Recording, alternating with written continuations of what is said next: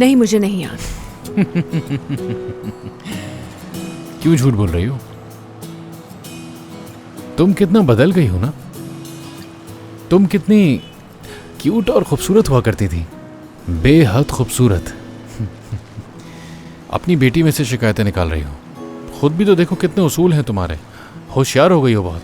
और इसकी वजह शायद यह है कि तुमने मुझे धोखा दिया था। अगर तुम समझो तो हम बहुत छोटे थे, जिद्दी थे, नवाल की तरह। और अब देखो। ठीक है मुराद, हम यहाँ पे अपने बारे में बात करने नहीं आए। जाहिर है हम दोनों अपनी बात करने आए हैं, मेरे और तुम्हारे बारे में, नवाल के बारे में भी।